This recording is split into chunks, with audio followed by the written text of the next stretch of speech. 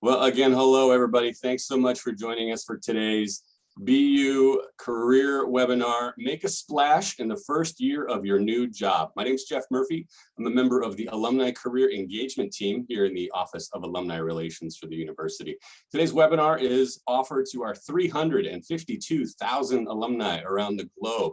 And of course, all of our current students. Throughout your career, BU is committed to helping you define and achieve your professional goals.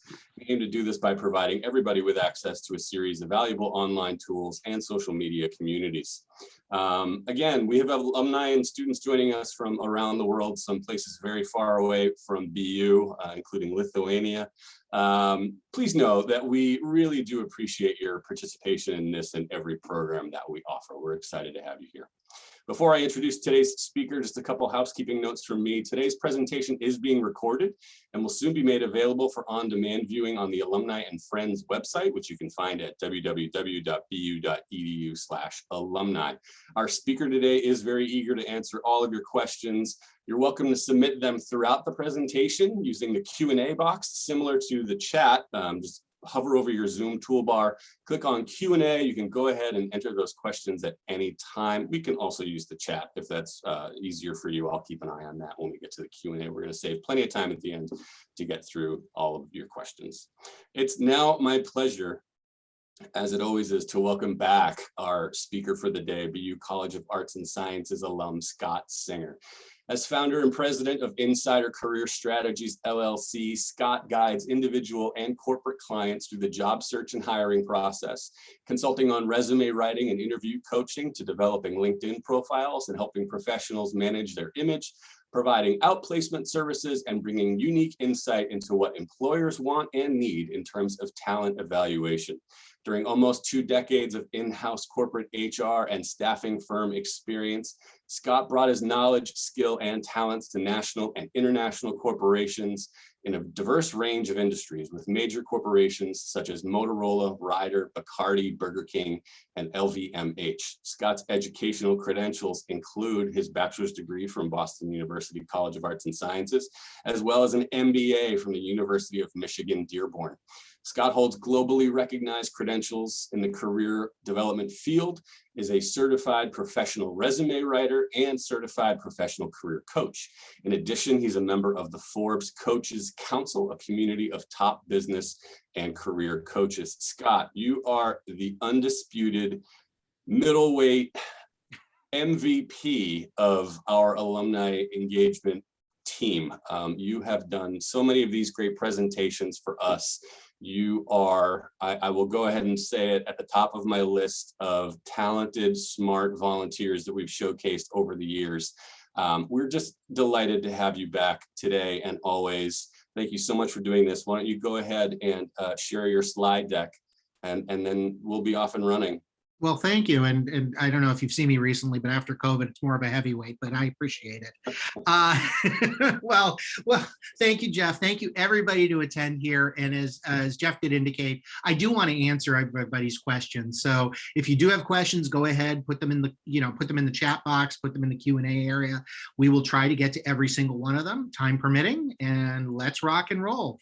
So we are here to talk about making the splash in the first year of your new job.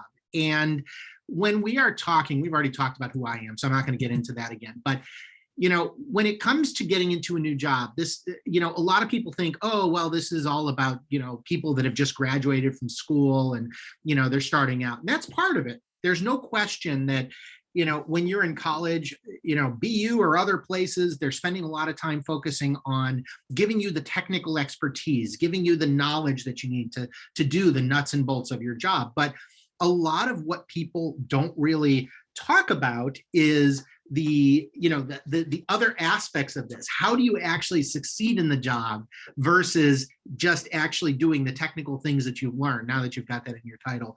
So Jeff, we have a poll question. Do you want to go ahead and tee that up?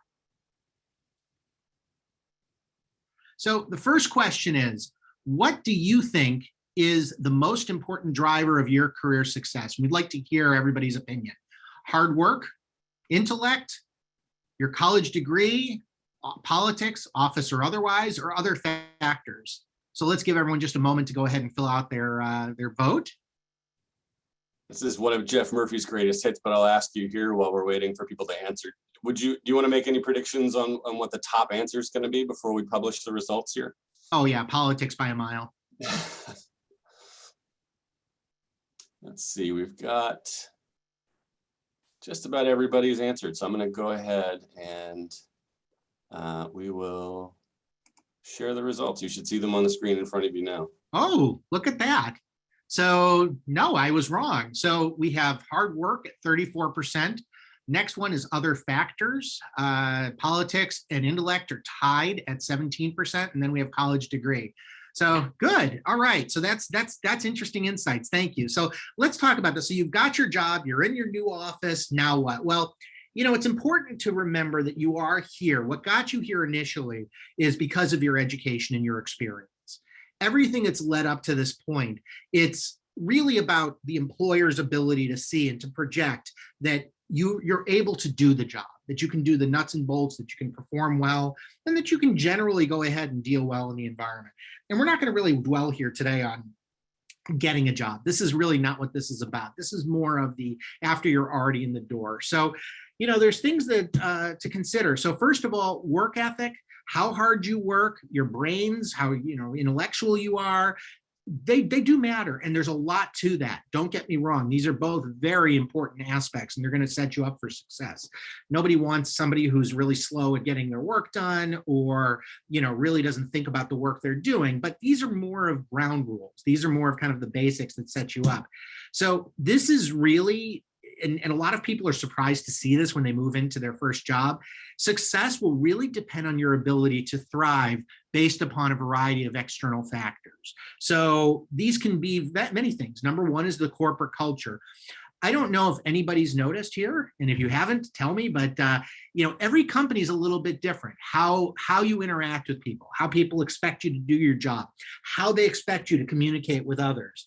There's also the politics. Yes, politics are a very important part of this, but you know, I do want to emphasize it's less about who you know, but how you leverage those relationships with who you know. Now, also, there is cross-functional organizations and dynamics. So if you've never heard of this term, cross-functional management, cross-functional organizations, what this means is that organizations, and I'll get into a little more detail later in the presentation, but organizations over the years have gotten much more flat. There's less layers of management, and there's more of having to work across boundaries. So it's not unusual in this current day and time that if you've got a project and you work in finance, for example, you're going to have to work with human resources to get information, work with IT, work with operations, all of these different functions. And even within there, so for example, even if you're in human resources, you might have to work across employee relations, recruitment,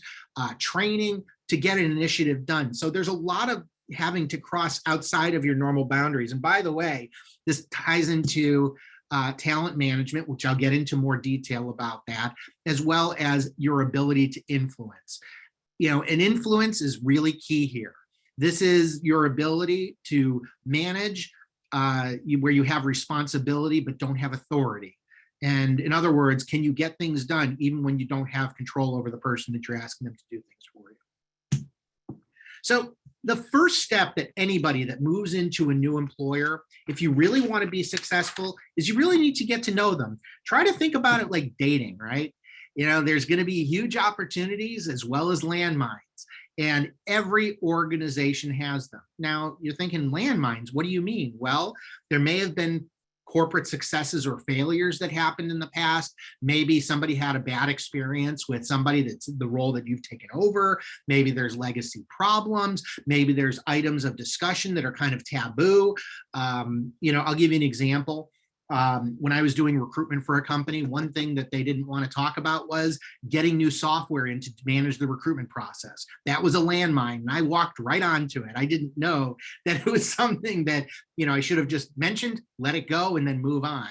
But you want to really understand where these are. So again, the other thing is that organizations are more complex than ever. So you've got diverse stakeholders, and this means that you could have people from every aspect of the business, every corner of the business, who are counting on and working with you and depend on your success, as well as ambiguous reporting relationships. So what do I mean by that? What I mean is, for those of you who may have never really spent time in a corporate office, you could have a situation where you've got your boss on paper. You know who's the person that does your performance appraisal, but maybe there's somebody who sits in another seat who's going to rely on your work heavily and is going to have an extremely important say in terms of how you do your job and how well you do it. And who do you really report to? Is it the person who's on paper, or is it the person who's really depending on your work? There's no say. It really can depend on the company. And then, of course, there's also changing structures. For those of you who are experienced, and I'm sure I'd love to see some comments on this. I'd love to see how many people have changed managers in the same company multiple times over the past 2 years. When you get that situation, that means that there's not a lot of time to make an impact. You've got to learn the situation quick and have good learning agility to be able to get through that. So the first step that I suggest anybody when you get to a new employer is you either go through orientation, if they have one. And for those of you who aren't familiar with that term, that basically means, getting to know what's the company, learning who your stakeholders are, or if they haven't set something up for you, you orient yourself. And here's what I suggest is the very first thing is you want to learn the organization. And one of the things that's very important to know is that an organization that you see outside the company, like I'll give you an example, Ernst & Young, Deloitte and Touche, you've got PwC, people that want to go work for these management consulting firms and the big four audit firms, Boston Consulting Group, great companies, but how much do you really know about them until you've gotten into the organization? You're going to want to get in there. You're going to want to learn who your partners are that you're dealing with, how they deal with their customers, and know who are the people that have dependencies on you and upon whom you're going to depend. Now, the next logical step here is you want to meet your managers and your customers. And by the way, customers, I'm not referring to your outside customer necessarily. I'm talking about people that are inside the company that depend on your work. But let me give you another example. Like I do a lot of work with folks that are in supply chain and logistics. And one of the things that they do is they would have third-party warehouses. So you'll have a company that'll manage a warehouse on behalf of, say, Publix or Stop and Shop or Target or Walmart. In that case, you are going to have external customers whom you're depending on and are depending on you. So you want to get to know them, but you also want to get to know that if you're in logistics, you want to get to know the people that are managing transportation, the people that are managing the pick and pack, all of these different areas. You want to make sure that you know and that you're sending the message to them that you are there to support them, you're listening and you're hearing, and you want to be a partner to them. Now, this is the biggest shock that a lot of people get, which is understanding your job scope. And I'll bring in the next bullet point here, which is the between the lines of the job description. I don't know anyone whose job description at work is exactly what they do on a day-to-day basis. The job description is meant there to capture the bulk of what you're doing and what the bulk of your accountabilities are. But there may be a lot of duties and responsibilities that fall between the lines. Maybe there's certain internal or external customers that are depending on certain reporting. Maybe you are responsible for the KPIs, the key performance indicators, or the success of how a certain business is working. So maybe part of that job description is giving them reporting on a regular basis. You've got to go through, look at the job description. Maybe you're responsible for software management that you never thought would be part of your job. So there's so much here, and you need to learn this. And this is why it's so important to get to know your manager, because your manager is going to be there. And if you are going to get them to advocate for you, the best thing they can do is to prepare you on what's everything that's coming down the pike. Likewise, inventory your tools. Now, I'm not necessarily talking about a hammer and a nail here. I'm talking, although if you're a carpenter, those are absolutely important. You've got to have those. But what I'm talking about is if you are expected to do financial reporting, for example, we need to understand what are the different software packages that you use, how do you use them, what's the role that they play in your job, as well as other reports that you may rely on from other people within the company. So, again, I'm just flipping between different business disciplines, but everybody has different pieces of their job. and the different things that they rely on. And then, of course, you want to understand your 30, 60, 90-day plan. Now, this implies that you're going into the job and you're being strategic. This is going in understanding, because no one's going to expect you to change the world within the first month. But if you go in with that first month, you want to have an expectation from your manager and your internal customers. Here's what they expect of you within that 30 days. After 30 days, you're going to start to have a better handle on your job and who the internal customers are. Then it's going to migrate into the 60 and 90-day plan. Even if nobody has prepared one of these for you, it's always a good idea for you to ask, hey, what is my first month going to look like? What should they expect of me? What's going to be my accountabilities? And what should I expect after this initial training period? It's just a great way because, you know, I've had it in my own career where people have come up to me and asked me for, you know, hey, why haven't you started on this initiative yet? And I'm like, well, what initiative are we talking about? I didn't know this was part of what I was dealing with. And, you know, putting it into a framework of how quickly you're expected to ramp up on some of these things is very important. So talent management, I'd love to see in the chat, who here has never heard of talent management? So if everyone could go ahead and just put in their answer here, I'd love to see that. Talent management, we have at least one, so this is for your benefit. Talent management is a very big topic these days. This is the concept of how people manage people. Now, for those of you who are, you know, the idea, you know, who are Jack Welch fans, you know, Jack Welch, for those of you who don't know, used to be the CEO of GE. And he was very big into talent management, for better or worse, all right? This is the whole framework under which everything associated with how people are managed and how they do their performance is captured. So first, in the most basic level, is performance appraisals. This is the annual or quarterly or semi-annual appraisals where your manager is going to go down and they're going to go and look at, you know, how did you do against your goals and give you scores. But it's more complicated than that. So you also have situations where there's ongoing reviews. And this may be, and this is where the trend is happening right now, companies are starting to move away from the structured performance appraisal and moving more towards basically ad hoc reviews, where they just say, hey, Scott, I've seen that you did this really great. I'd like to share this with you. Or, hey, Scott, I saw that you had a bad interaction with this person. I just want to share with you some feedback of what I've observed. Now, there's multiple reasons for this. Number one is it's, you know, for companies to be able to you know, reward or to punish people accordingly, you've got to basically have a document stream to be able to do that. And you want to make sure that feedback's given on a regular basis, but it's become much more ongoing. But then the next bullet, this is the one that scares people, and it should. It's the rank and rate. And this was something that was very big under GE. It's come in and out of favor, but basically the idea is that there are many companies out there that force everybody into a bell curve.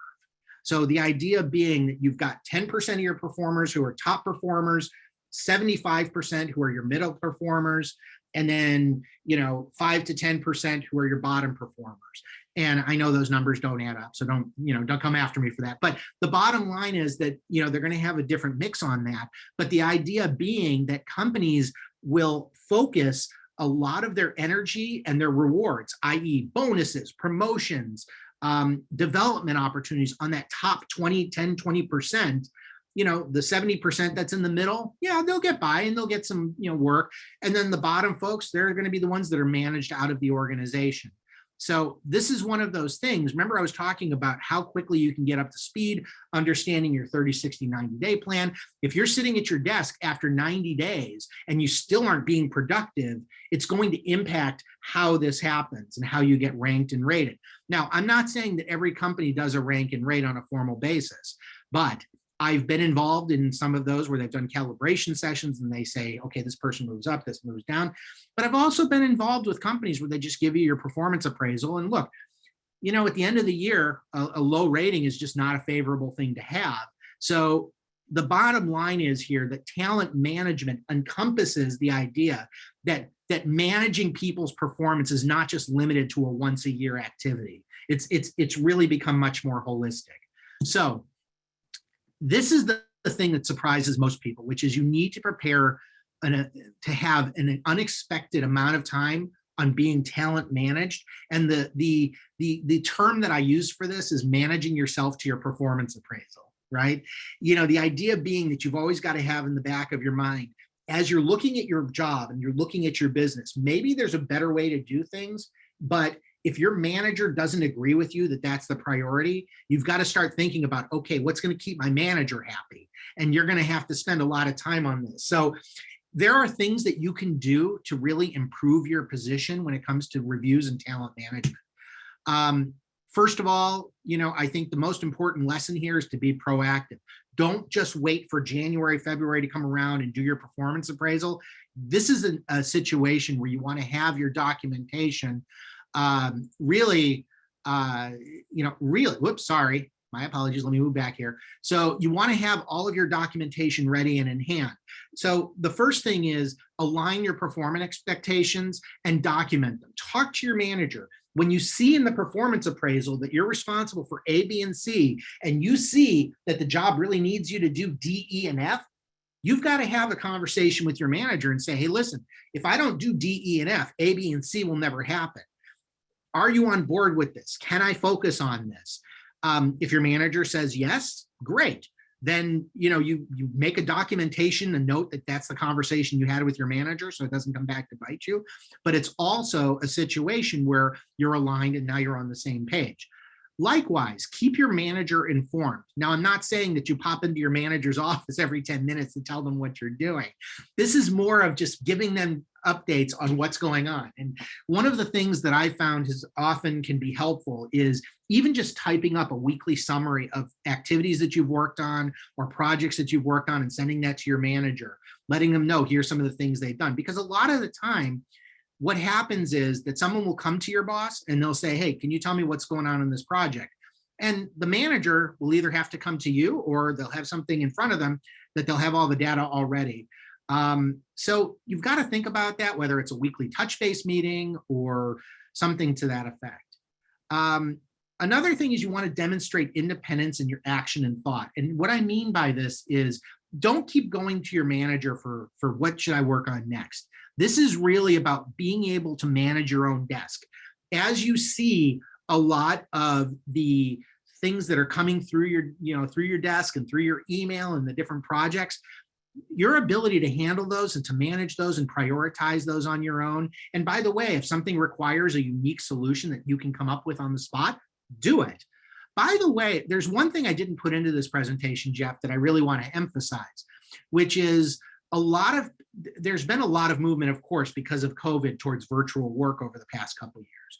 And there's a lot of advantages to virtual work. But I do want to say that there is incredible value to FaceTime, especially when you start a new job. And being in the office, making that visibility, letting people see that you're busy, letting them see that you're taking the work seriously, let them see that you're being productive, but also to build a lot of these relationships in a way that you can't over Zoom. And, Jeff and I were talking a little bit before this, and there's kind of a Zoom fatigue going around. And, there is no replacement for person-to-person interaction. If you have the option to do an in-person meeting, or even if you're stuck on Zoom, having a one-on-one Zoom call, just having that discussion to do it where it's not broadcast like something like this, it's very valuable. So we also have here, this is part of it, identifying and adopting model behaviors. If you don't see how other people who are successful or considered successful within the organization behaving, it's going to be hard for you to understand what's expected. One of the things that was most challenging for me was when I used to work for Motorola. I worked in a facility here in South Florida as a recruiter, and my management changed from somebody local to somebody up in Chicago.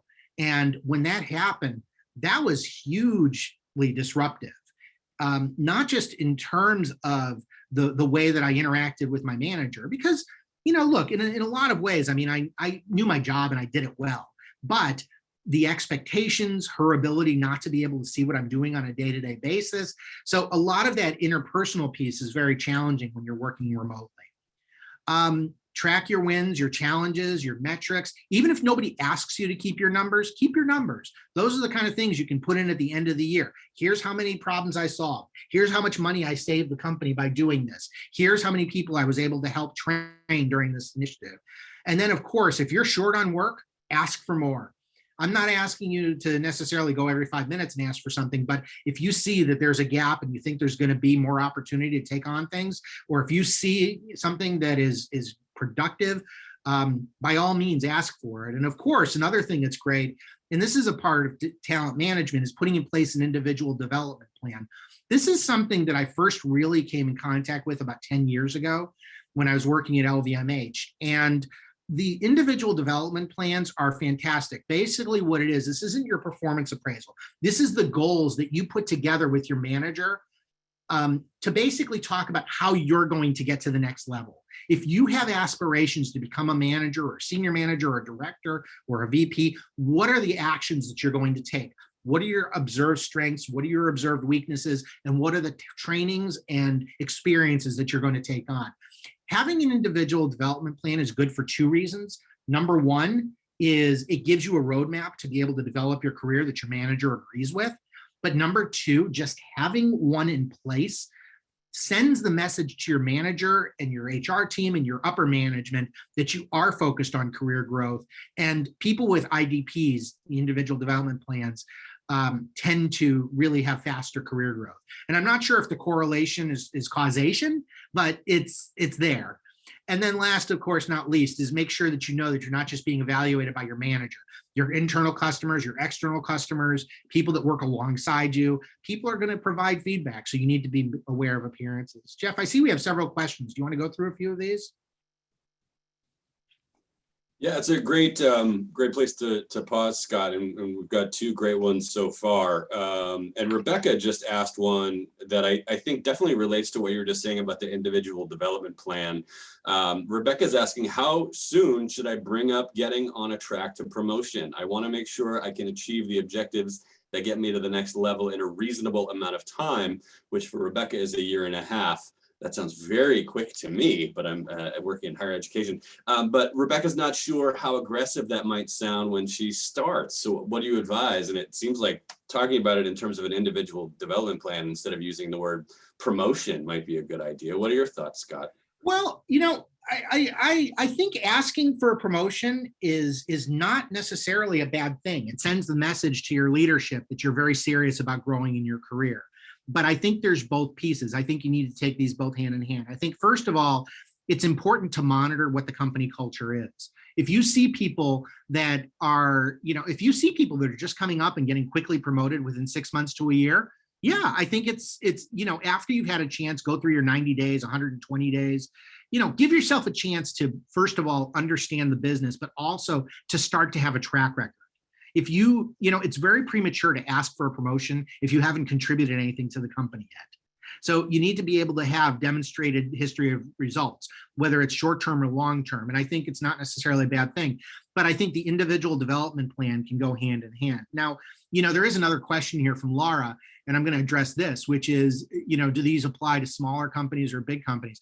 It really depends. I think if you're working in a family office, 5 to 7 people, you're probably not going to experience this type of stuff, but you're going to find more and more large organizations.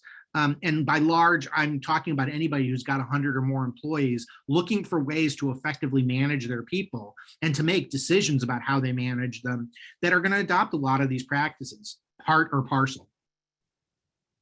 We've got a couple folks in the chat that are sharing tools about, what you talked around metrics and managing your results, and some folks in the chat have shared some tools that they're using in order to do exactly that, Scott. So to have people keep an eye on that. But we see Microsoft Planner. Thank you, Tamika. We have Zara, who's indicated, having to work on the balance between demonstrating independence and interacting with your manager. Yeah, that's a really tough balancing act. There's no question. Microsoft To Do. Look, whatever tools work for you. And by the way, there's nothing wrong at the end of the, whenever it's time to have a review conversation with your manager, coming in with a presentation, coming in with some slides, going in and explaining, here's the value that I've added and done it. Whatever works for you, however you communicate. But this is an important point. You need to find a way to communicate that people are going to listen within the organization as well. If people don't respond well to you coming in with a presentation, then you know what? A one-on-one discussion is the way to go. And by the way, just one last thing on this topic I do want to bring up, which is be extremely sensitive to the political sensitivities of how things happen within the company. If development conversations happen through your manager versus HR, you better go to your manager first and talk about how you're going to handle it. If HR is a tool, is a group that's heavily involved in this, okay, then it's okay to have some of those discussions, but really observe about how things get done. Just because you can shake another tree doesn't necessarily mean you should. And likewise, going to speak to HR about this kind of stuff without telling your manager or getting their sign off on it can be very damaging to your career, because they're thinking, why are you going around this? So just something to think about. So this brings us to influencing, and this is really the superpower, right? This is if you're going to look at anything in terms of people being able to move forward in their careers, influence is it. This is the 800-pound gorilla, right? This is the thing. So influence is the power or capacity of causing an effect in indirect or intangible ways. In other words, the act or power of producing an effect without apparent exertion of force or direct exercise of command. By the way, I stole this from the dictionary. And this is it. This is really what influence is. The people that really make decisions in a company are not necessarily the most powerful. Influencing and helping your manager come to that decision, being the one to be that bug in their ear and telling them here's how it works and here's why, and getting them on your side, whether it's your manager or your coworkers or anyone, to do a new way of working, that is a magical superpower. That is the big thing. And those are the people that move forward in their careers, the ones that know how to influence, because they're not just influencing how things work in the business, they're influencing for their own behalf too. A lot of these people are often their own advocates. So Jeff, we have another survey question here. Let's go for that. So I'd like to see everyone's answers on this. Ooh, I like how you separated this. What makes someone influential at work? Number 1, being popular. Number 2, an important title. Number 3, having all the answers. Number 4, a track record of success. Or number 5, other factors. Let's see what everybody says to this. Just about half of everybody has responded so far. We've got an overwhelming favorite so far, Scott. It's a little bit unfair. I can see them coming in, but nobody else gets to see the answers until we share them. Just about 2/3 of folks weighing in. Let's give it one more second. All right. So I feel like we probably should have included an all of the above here, but all right, let's go ahead and share these results. Track record of success. Wow. So 69% of that is the answer. The second one is other, which is a mystery factor, followed by being popular and having all the answers. And, I think the real answer, honestly, Jeff, is probably the one you mentioned, which is all of the above. This is kind of the secret sauce, right? It's not everybody has influence, and there's popularity, but popularity isn't necessarily the same thing. I mean, there's always that fun person who loves to party and organize things at work and everybody enjoys to be around. But, this is really something that's, it's that blend of everything. It's that blend of having been successful. It's that blend of having the right answers, not all the answers, but, knowing, being that resource where people can come to you and get an answer. And even if you don't have the answer, directing them to the right person. It could mean being popular. It can mean anything. So let's go ahead and let's move on to the next slide. So, why does influencing matter? So this is an organization chart across approximately 1980. Actually, this isn't that long ago. There's probably the 90s and the early 2000s. There was a lot of this, right? So, here was the org chart, right? You had the boss, then you had the assistant boss, and then the assistant's the assistant, and then the person who actually does the work. And this is called a hierarchical work structure, right? It's very top down. You've got the person at the top sending their directions down the organization. And, in some functions that works. But let's talk about what organization charts look like today. So, this is you've got the boss, and I actually did a study a couple of years on a couple of companies, and that's where I came up with this. So you've got the boss, you've got the assistant boss, but you can see number one over here on the left. So where, over here, you've got the person who does the work. There's several of those, but they don't have reporting relationships. But on this side, you might have people that do report in. But here's where it gets fun. So first things first, this person who does the work has accountability to this person. Well, why? They have got a similar job title. What's the difference? Well, because this person reports to this person on a project. This person reports to another person on a project. Then, of course, you have these two that report to each other because they've got dual accountabilities. Then you've got this person who's going outside the department and working with somebody else. And then, of course, this assistant boss has to work with this assistant boss. This is reality, folks. This is how it works today. Everything has become much more matrixed, much more cross-functional. We're dealing with so many different individuals across the business and different accountabilities. Everybody thinks of the term project manager, right? There's project managers. We've all in a way become project managers. And project management means shepherding an initiative from beginning to end. And that might mean that you're working with a variety of different people on things that may or may not be relevant to your day-to-day job, but it requires working with all of these different folks. So this is why influencing matters. Now, let's talk about what influencing is not. First of all, it's not being the boss. Command and control works great in the military. You've got a general and they work their way down the organization. They've got their plans and it's got to make sure it goes through, right? That's how that works. Although, I think if you take a look at the conflict in Ukraine right now with Russia, there's been some failures in the command and control. So how do you get people on the line? How do you get your soldiers below to you to give their hearts and minds to what you're doing? Bossing, telling people you're going to do this because I said so is not influencing. That's using this number of stripes that you've got on your shoulders to get people to do what you say. That's basically coercion. There's the angry boss. So you've got requesting. You can ask people to do things. Now, how important they think that your request is versus everything else is another matter. Asking, hey, would you do this for me, Jeff? Well, I don't know. I got plans to go to McDonald's for lunch. Why would I do this today? Begging, you can beg. It's not influencing. It's basically just putting your entire reputation on the line to get someone to do something for you. Cajoling, where you're trying to, wheel and deal, kind of like think of the car dealer model. And it's really not an individual behavior. It's a toolbox. It's all of the different pieces of being able to work with people and through people to get things through. But it's also a mindset.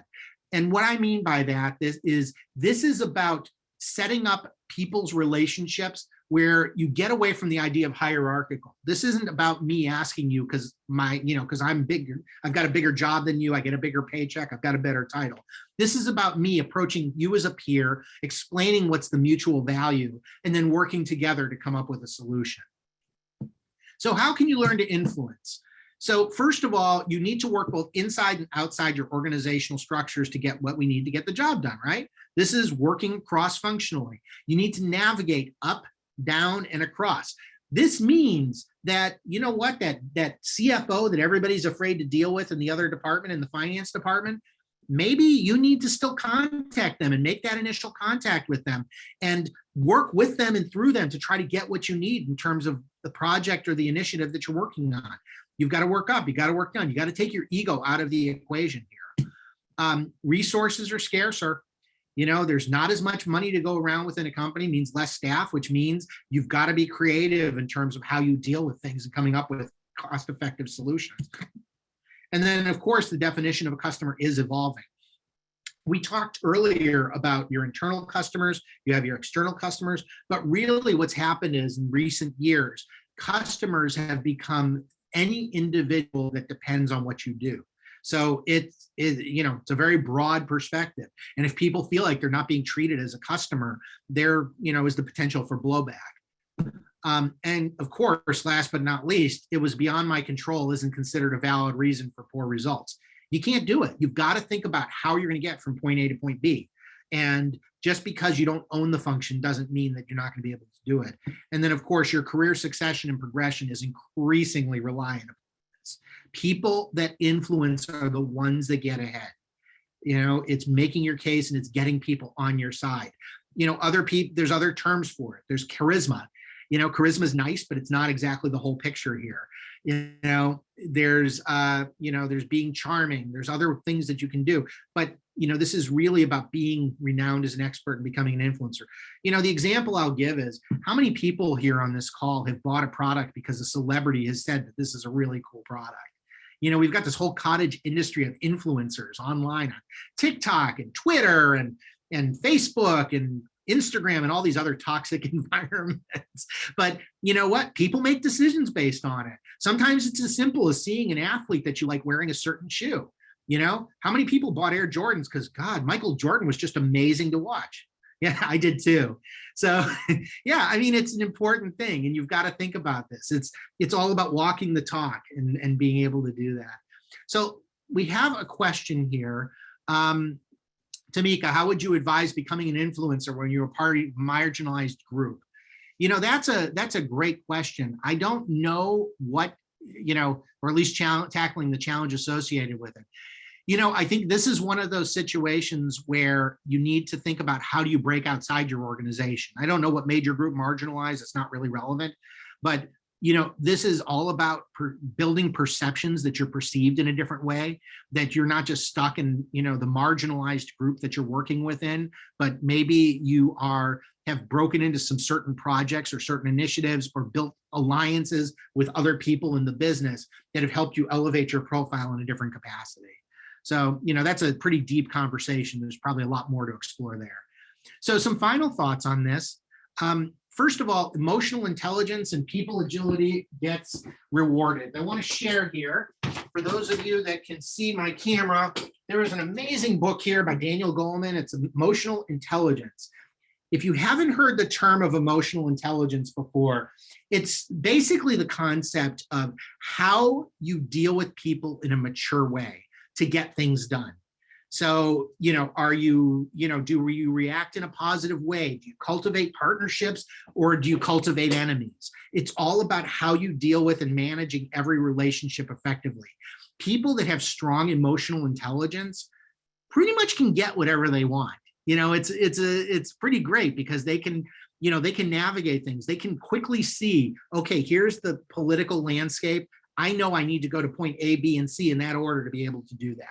So I would suggest if you do get the chance to read Daniel Goleman's book, it's a very good book, and it does explain a lot of what companies look for from that perspective. Technical expertise alone is not always the ticket to advancement. And the example I would give on this is when I was back at Motorola, we had a lot of incredibly brilliant engineers that came in to work in the business.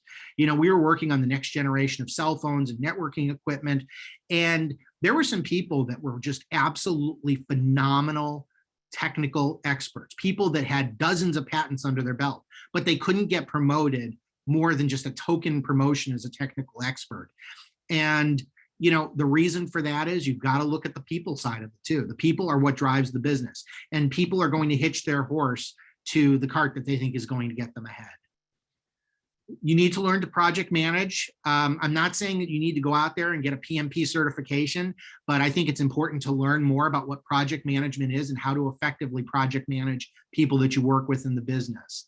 Also, be an active contributor. And what I mean by this is if you see an opportunity to come up and take something on, do it. If there's a discussion about new ways, maybe your VP came to the group and said, I'm looking for suggestions on new ways to run this business. Come up with actual suggestions, be part of that contribution. And then, by the way, you want to run with it. Also, build effective partnerships. By the way, I want to make one thing very clear. Being an active contributor is not the same thing as sucking up to your boss. Sucking up is not necessarily an esteemed quality. This is more of making sure that you're taking on things for the benefit of the business, and it's clear that you're doing that for the benefit of the business. I'm not saying that everybody's going to perceive it that way, but that's really kind of the filter you want to view that through. And of course, as we talked about many times, build effective partnerships throughout the business. The more advocates you have, offer alternative solutions. If you see that there's a better way to do what your business has been doing, come up with a suggestion, bring something to the table, especially if it's going to save the company time and money. And then don't miss the opportunity to own pieces of the business. Now, here's what I mean by this. I've seen people, when I was working at LVMH, I worked with Starboard Cruise Services. That was the group that did the retail on cruise ships. And we had somebody who had worked, she was a store manager. She worked on the cruise ships. And what happened was she saw the opportunity to drive improvements on those ships. And what happened was she started project managing them. Her management saw what was going on. She was asked to share her expertise across some of the other ships and with some of the other store managers. What happened eventually was she was brought back to the home office as a project manager because she had demonstrated such ownership and expertise over driving improvements at the store level. She became known as the person who to come to for that.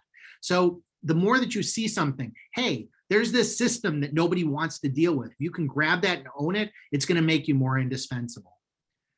And then know when to lead and when to follow, as well as when to give and when to take. This is the ongoing struggle. How do you determine when you should be in charge and when you should be behind? Sometimes just being supportive to other people is a strong message. So use your judgment for that.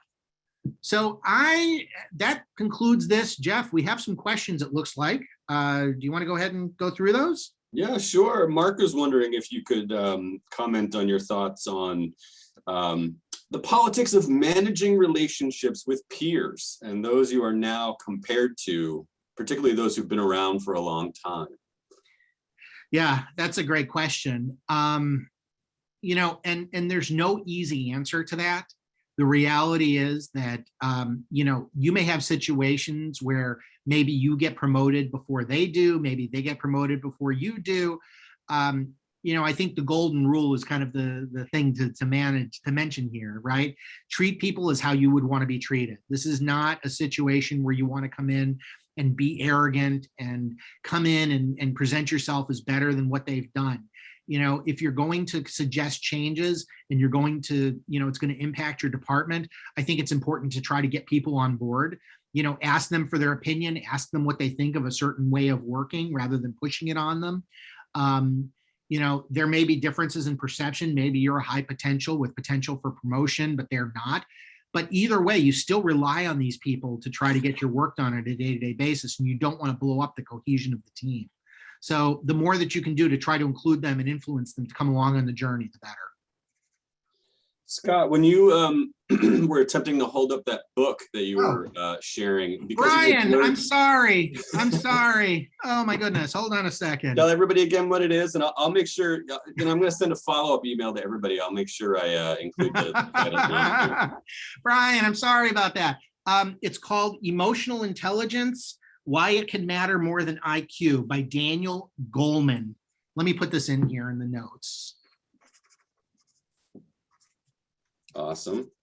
I apologize. I better turn off the blur next time. Oh, that's fine. We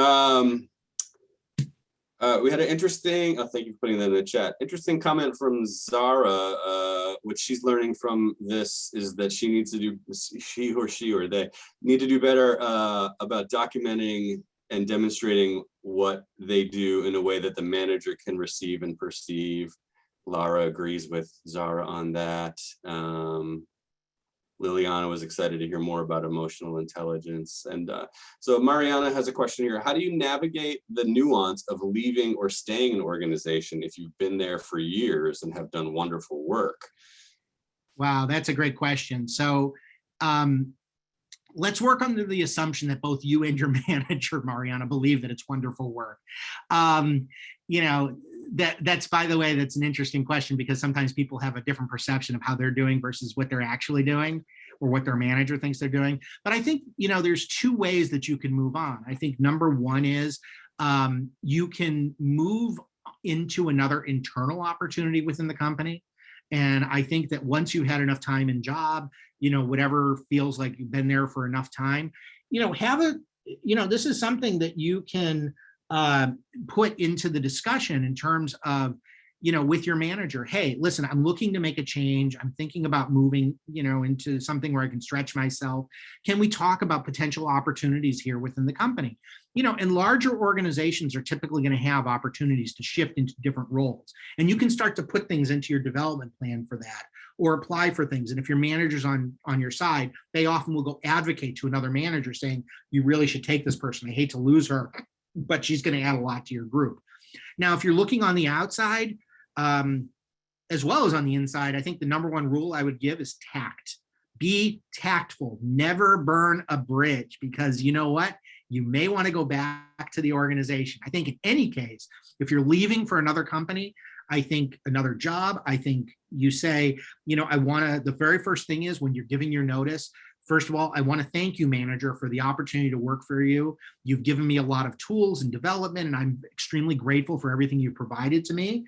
I have accepted another offer with company X. The reason that I have accepted this is it's going to offer me some new challenges that I think would be very good for me. Also, it's closer to home, whatever your reasons are that you think of there. I would not include anything because I think you're a jerk of a boss, because I don't like this company, because, the food here in the cafeteria is terrible. Stay away from all the negativity. Really focus on the positive, and then keep that relationship, because we're actually seeing, I don't know if you've seen a lot of this literature, Jeff, but there's a lot of returners, people that are coming back to companies in recent months, people that went for a better offer, realized the grass was not greener, and then their company, who's having a labor shortage, calls them up and says, would you consider coming back? Never burn that bridge. Luis says boomerangs. Yes, that is the term. I've often referred to myself as a boomerang employee at Boston University, having left and come back. There you go. Well, Scott, this was unusual for me. I think it was the first time I came to you and said, hey, we'd really like to do a presentation about this topic. And you materialized it out of thin air and just crushed it like you do all of the presentations you've done for us. So I'm going to, and again, you've done some great ones over the years. I'm going to follow up with everybody and send a link to the recording of this one, as well as all of the other presentations that you've done for us. You're just so good at what you do, incisive. All of your recommendations are so sharp, and I highly encourage folks to follow up with you after the fact here. You are available for hire as a career coach. Yeah, I do resume writing, I do career coaching, I do LinkedIn profile development, and I've done other workshops. If you'd like, first of all, if you're interested in exploring more, feel free to reach out to me. Also, just, as Jeff had hinted, there's a ton of my presentations available online. There's some really good topics there too. We've done, age discrimination. We've done, looking for new jobs. We've how to use LinkedIn effectively. We've done a variety of different topics, how not to get lost in the applicant tracking system. So take a look through those. Those are some great presentations. Well, and you mentioned LinkedIn. I think you're underselling yourself a little bit there, because you, I think, are just like a total LinkedIn ninja. And so I'll make sure to highlight those presentations that you've done for us over the years. That's always a super important topic. A lot of great comments in the chat here. Liliana said this was amazing. She feels more confident starting her position now. I happen to know I have a couple brand new colleagues on my team at work who have joined us today. I think I'm going to recommend that we make this like required viewing for everybody. So Scott, this was just awesome. Thank you so much for doing this for us. I really, really appreciate it. Well, thank you. And I appreciate the opportunity to partner with BU. We've been partnering for probably about 6.5 years at this point. So I'm extremely grateful to do this. And, thank you for the great work that you and the Alumni Association do. Really appreciate it. I can't believe it's been that long. That means I'm 110 years old now. Oh boy. That's okay. When we look at the picture, I've got more gray hair than the picture. So it's time to get new profile pictures done. I also wanted to take a quick second I had a thought about BU Connects, which you can see on my background here. Tamika made the great point about the additional obstacles that folks in marginalized groups face in trying to do some of this work. And I think BU Connects, if you're not aware, BU Connects is a relatively new online networking and mentoring platform that's exclusive to Boston University and available to alumni, students, faculty, and staff. And I had suggested to Tamika in the chat that BU Connects might be a great place to try to find some alumni who've had some success in their careers, who work at organizations that you aspire to work in someday, and ask them how they manage some of those additional obstacles. BU Connects makes it incredibly easy for you to find people who have raised their hand, volunteered to help, and so I encourage everybody to check out BU Connects if you haven't already. Again, thank you, Scott. Thank you to everybody who tuned in today. Particularly want to thank those of you that have donated to the university, much like Scott has for years and years, supporting all the work that BU does. Thank you again, Scott. We originally were scheduled to have another webinar on Thursday that would have been a great companion to this, about teams and the team dynamics and the different types of teams. The title was actually, you might not actually be on a team even when you're calling it that. We're going to have to postpone the, yeah, it's actually a really interesting topic. We're going to unfortunately have to postpone that probably until the fall. But I do hope that people will join us for our next webinar, which right now is scheduled for May 17th. We're going to be offering Burned Out to Turned Up, how to create daily fulfillment in life and work. Certainly another great companion for the topic that we had today. Again, you can sign up for that session now on our website, bu.edu/alumni/events. Again, Scott, middleweight, heavyweight champion, whatever you are, you're still a champion for me. And this one was a knockout. Oh, what a great boxing. Thank you. Flow like a butterfly, sting like a bee. There you go. All right. Thanks again, everybody. Have a great day or a great evening, wherever you might be. Take care. Thank you.